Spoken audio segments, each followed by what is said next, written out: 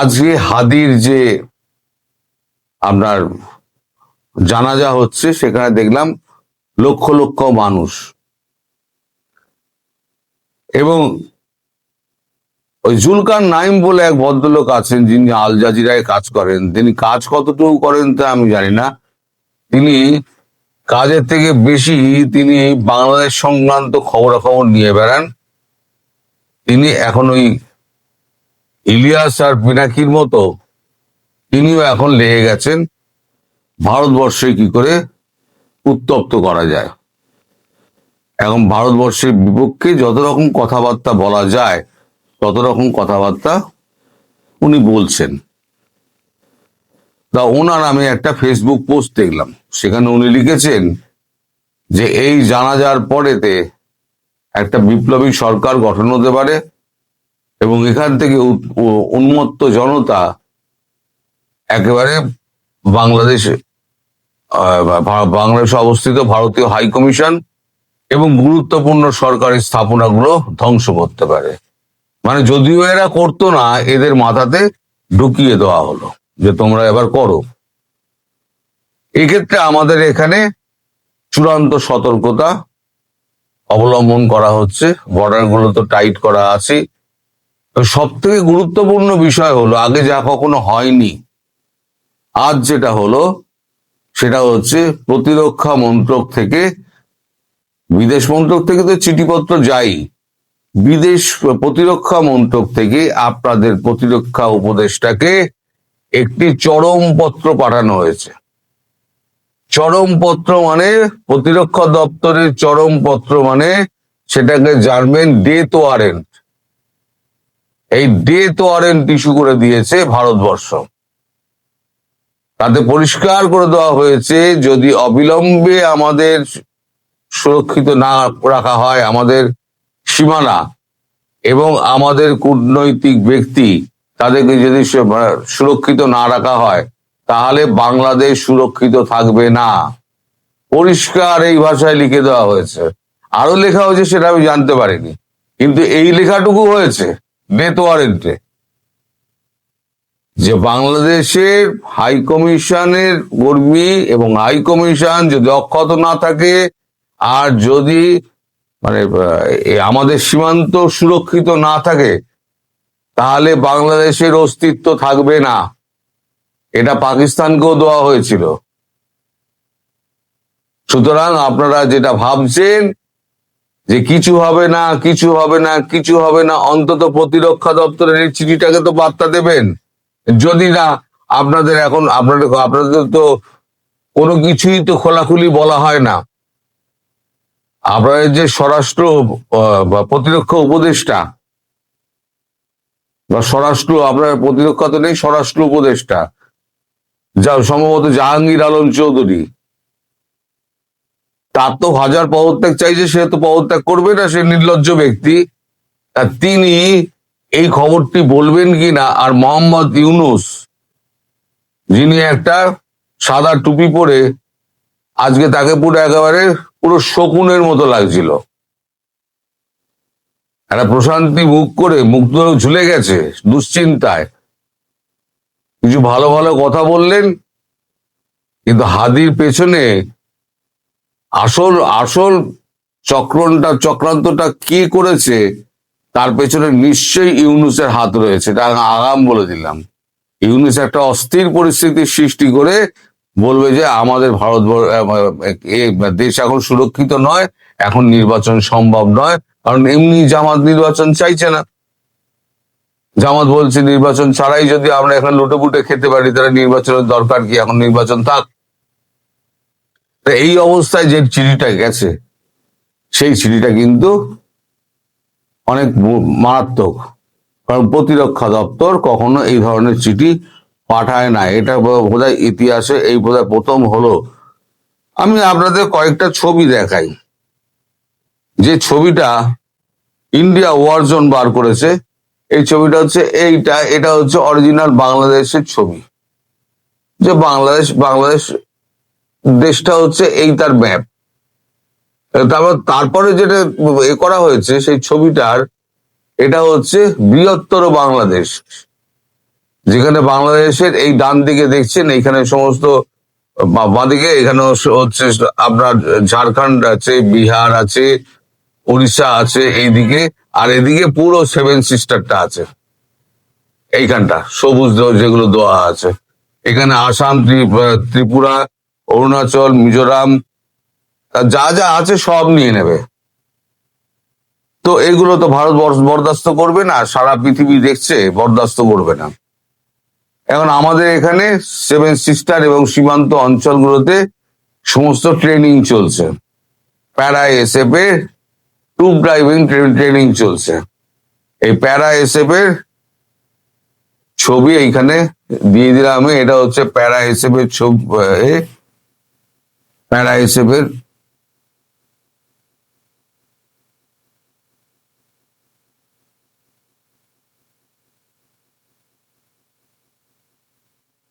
হচ্ছে প্যারা এসএফ,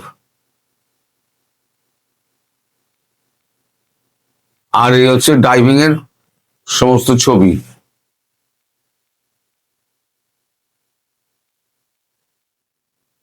এগুলো এগুলো সমস্ত চলছে, তার মানে অ্যাকশনটা হয়তো খুব শিগগিরই হবে।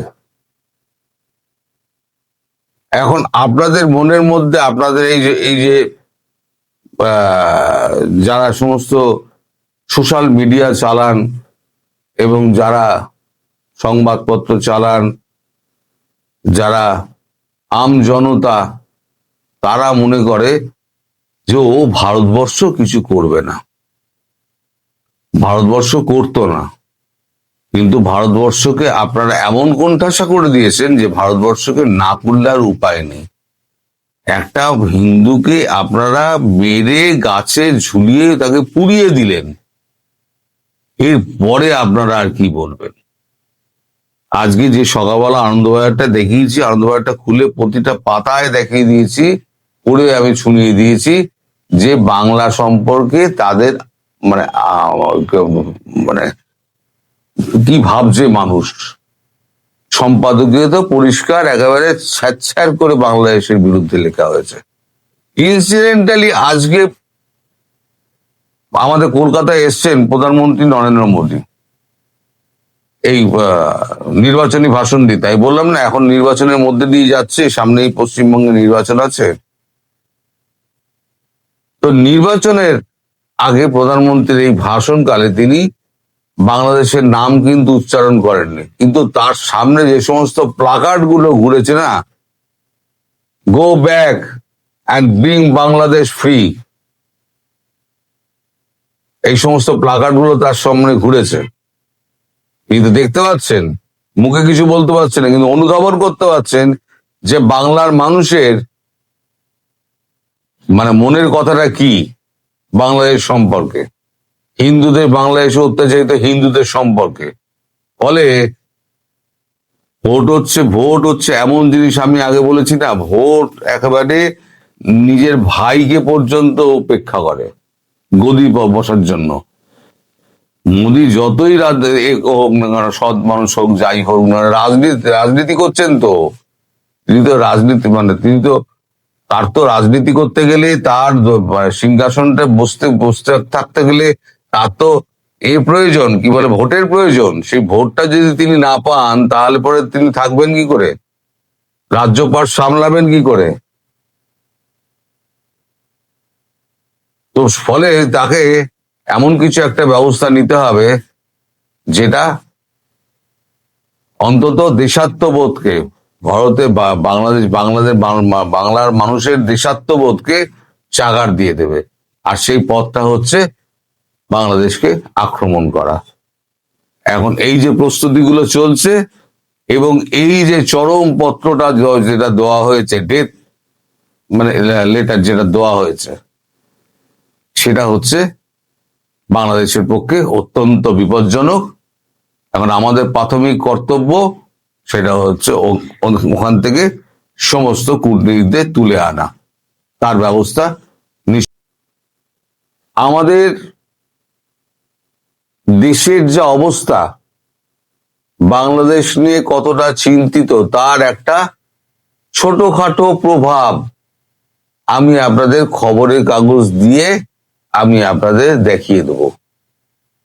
বাংলার মানে পশ্চিমবঙ্গের সব থেকে প্রচলিত মানে সর্বাধিক প্রচারিত বাংলা দৈনিক হচ্ছে আনন্দবাজার।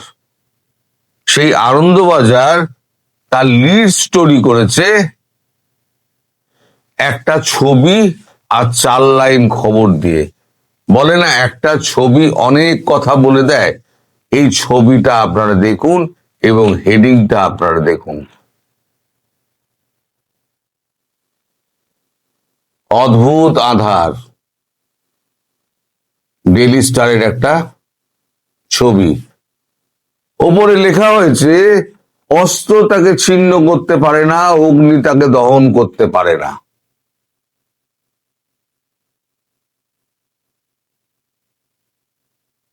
তার ডান দিকে লেখা হয়েছে দেশের আগুনে দগ্ধ বাংলাদেশ।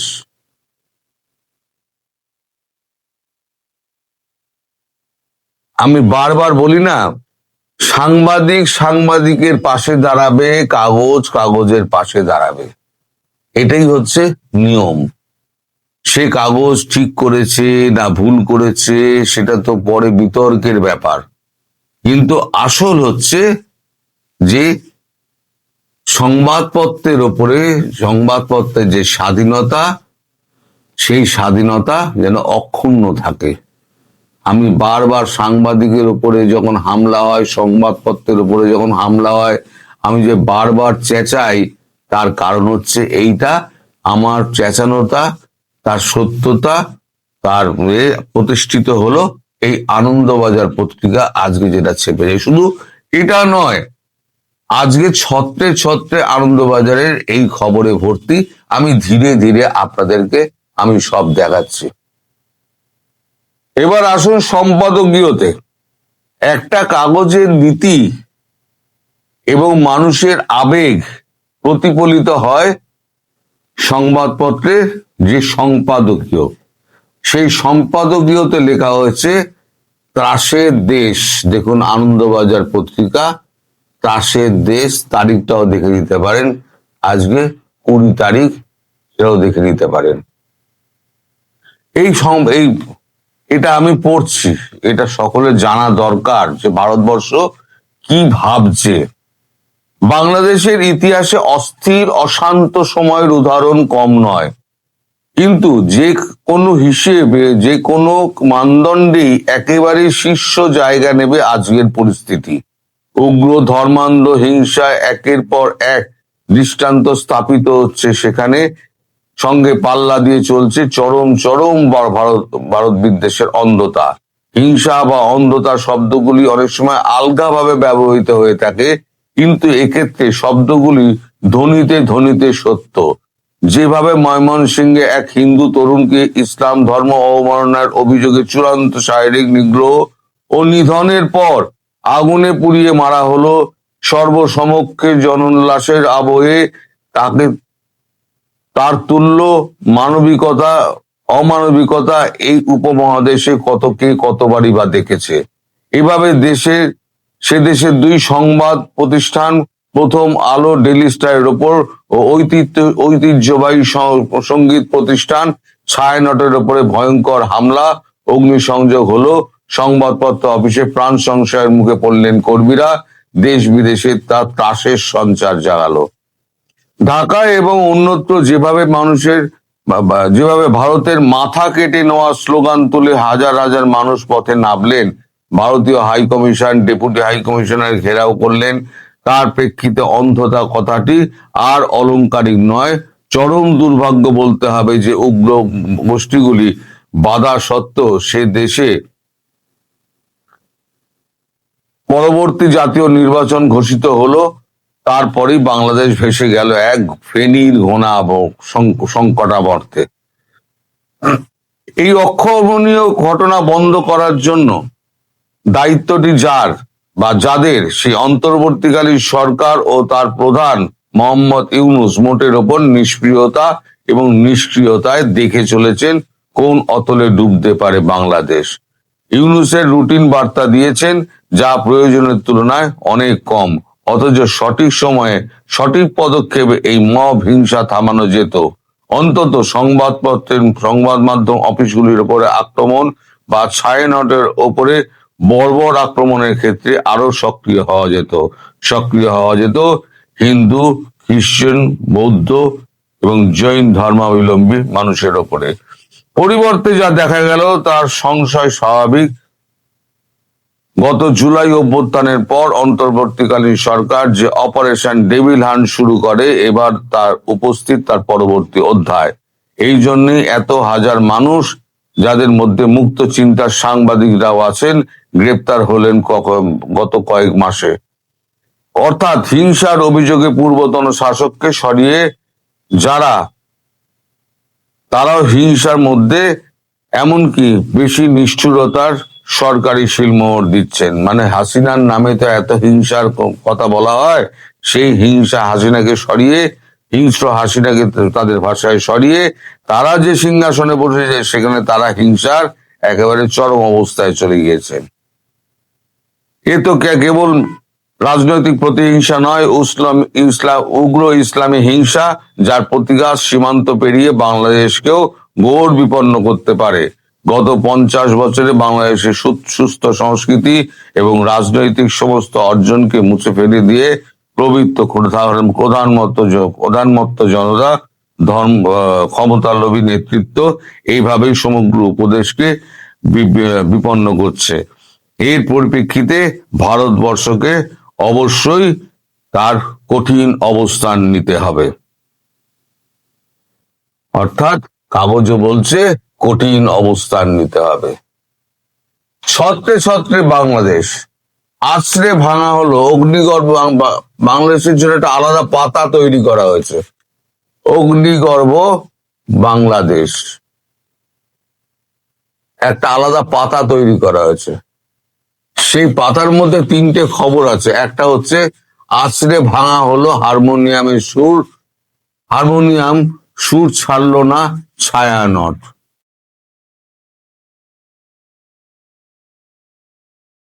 এইটা ডান দিকে করা হয়েছে নির্বাচনের আগে লক্ষ্য ভারত বিরোধী জিগির।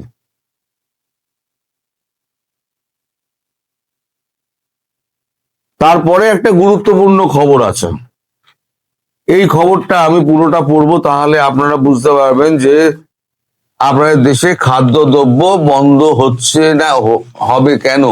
খুব শিগগিরই যে আপনারা একেবারে আকালের মধ্যে পড়বেন, এটা তার প্রমাণ। আমি শুধু পড়ে শোনাচ্ছি। বেনাপোলের স্লোগান, সীমান্তে বাড়লো কড়াকড়ি।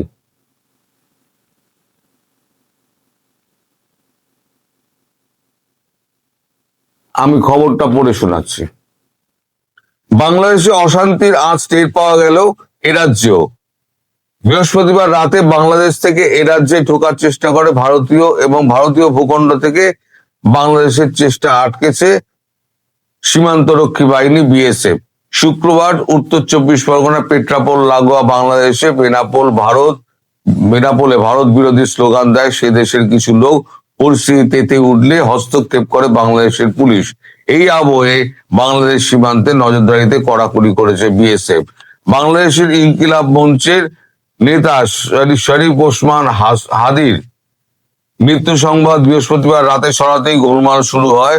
সে রাতেই উত্তর 24 পরগনা বসিরহাটে ঘোজাডাঙ্গা সীমান্ত দিয়ে এদেশে ঢোকার চেষ্টা করেছিল 30 জন যুবক। বাধা দেওয়ায় তারা বিএসএফ এর দিকে ইট পাটকেল এবং হাসুয়া নিয়ে তেড়ে আসে। জওয়ানরা পাল্টা গুলি চালালে একজন আহত হয়। একসঙ্গে তাকে নিয়ে বাংলাদেশে ঢোকে। অন্যজন লাগোয়া গ্রামে, মানে আমাদের ভারতবর্ষের লাগোয়া গ্রামে ঢুকে পড়েছে, তার খোঁজ চলছে। বাংলাদেশের পরিস্থিতির কারণেই ওই 30 জন এদেশে ঢোকার চেষ্টা চালাচ্ছিল বলে প্রাথমিকভাবে অনুমান করা হচ্ছে, তবে তারা পাচারকারী কিনা তাও দেখা হচ্ছে। ওই রাতেই দক্ষিণ দিনাজপুরের গঙ্গারামপুরে কাটাবাড়ি সীমান্ত পেরিয়ে বাংলাদেশে ঢোকার সময় 7জন বাংলাদেশি নাগরিক বিএসএফ এর হাতে আটক হন। দক্ষিণ দিনাজপুরের পুলিশ সুপার চিন্ময় মণ্ডল বলেন, 7জন বাংলাদেশিকে বিএসএফ আটক করেছে, তবে আমাদের হাতে এখনো দেয়নি।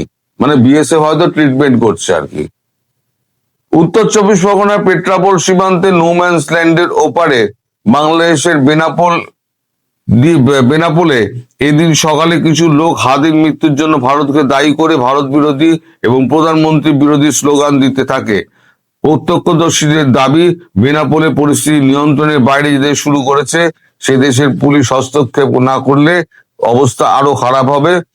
ঢাকার বাসিন্দা নাজির হোসেন বলেন, উল্টোপাল্টা স্লোগান দিচ্ছে অনেকে, মানে উনি মানে বলছেন আসল ঘটনাটা, উল্টোপাল্টা স্লোগান দিচ্ছেন অনেকে, পুলিশ লাঠি চালালে ওরা আবার পালিয়ে যাচ্ছে, আমরা কিন্তু শান্তি চাই। এই পরিস্থিতিতে উত্তেজনার আশঙ্কা থাকায় পেট্রাপোল সীমান্তে বিএসএফ এবং সেনা তাদের নিরাপত্তা বাড়িয়েছে। তার মানে আমি যেটা বলেছিলাম সেনাবাহিনী মোতায়েন হয়েছে, এখানে সেটা সত্যতা খুঁজে পাওয়া যাচ্ছে। তবে বেনাপোল স্থলবন্দরে থাকা ভারতীয় ট্রাক চালকদের নিরাপত্তা নিয়ে এবার প্রশ্ন উঠেছে। পেট্রাপোল ক্লিয়ারিং এজেন্ট স্টাফ অ্যাসোসিয়েশনের ওয়েলফেয়ার অ্যাসোসিয়েশনের সম্পাদক কার্তিক চক্রবর্তী বলেন, বেনাপোলে থাকা ভারতীয় ট্রাক চালকদের বন্দরের বাইরে বেরোতে নিষেধ করা হয়েছে, বিশেষ করে গাড়ি কখনোই ওদিকে যাবে না। তিনি জানান, এদিন সরকারিভাবে বাণিজ্য বন্ধ ছিল, ফলে এই পরিস্থিতিতে প্রভাব বাণিজ্যের উপরে পড়বে কিনা দীর্ঘকালীন তা আজ শনিবার বোঝা যাবে। নদিয়ার যে সমস্ত এলাকায় কাঁটাতারে বেড়া নেই তেমন এলাকায় বিএসএফ এবং ভারতীয় জওয়ান বাংলাদেশের দিকে চাষ করতে যাওয়ার ব্যাপারে কড়াকড়ি করেছে। স্থানীয় কৃষকদের মানা করেছে। হাঁসখালি, কৃষ্ণগঞ্জ, ভীমপুর, চাপড়া সীমান্তে বিএসএফ এর এবং সেনার তৎপরতা বেড়েছে। কোথাও কোথাও বিএসএফ এর জওয়ানদের বুলেট প্রুফ জ্যাকেট পরে টহল দিয়ে দেখা গেছে। মুর্শিদাবাদের জলঙ্গি, রানীনগর এলাকার সীমান্তে সেনা তৎপরতা বেড়েছে। উত্তরবঙ্গের বিভিন্ন জেলায় বাংলাদেশের সীমান্তে কড়াকড়ি হয়েছে। মূলত 50 মিটার অন্তর 30 জন করে সেনা মোতায়েন করা হয়েছে বলে বিএসএফ জানিয়েছে। কোচবিহারের চ্যাংড়াবাঁধা স্থলবন্দরে তল্লাশি বেড়েছে। 3 বিঘা করিডোরের চারপাশে অতিরিক্ত জওয়ান মোতায়েন হয়েছে। জলপাইগুড়ি, দক্ষিণ দিনাজপুর, মালদহে উন্মুক্ত লাগোয়া গ্রামগুলিতে কারা আসছে, কতক্ষণ থাকছে, নজরদারি চলছে। বিএসএফ এর উত্তরবঙ্গের এক কর্তা বলেন, কড়াকড়ি ছিলই, এখন সীমান্ত লাগোয়া গ্রামগুলির পরিস্থিতির উপরে আরো নজরদারি বাড়ানো হয়েছে। এবার বলুন, এটা হচ্ছে কাগজের ভাষা। কাগজ যা বলেছে আমি তাই আপনাদের পড়ে শোনালাম। আজকে আমার কোনো কথা বললাম না। কাগজের কথা হচ্ছে সমাজের কথা এবং সরকারের কথা বলে কাগজ, আর সম্পাদকীয় যা লিখেছে সেটা হচ্ছে যেটা মূল স্তর থেকে উঠে এসছে কথাটা, সেটা সম্পাদকীয়র মাধ্যমে তুলে ধরা হয়। এবার আপনারা বলুন, সম্পাদকীয় যা লেখা হয়েছে, ভারতকে কঠোর অবস্থান নিতে হবে, ভারতকে কঠোর অবস্থানে নিতে হচ্ছে। এবং যারা বলছেন যে ভারত কিছু করবে না, ভারত কিছু করবে না, তারা মূর্খের স্বর্গে বাস করছেন। আগামী দিনে দেখুন কি হতে পারে।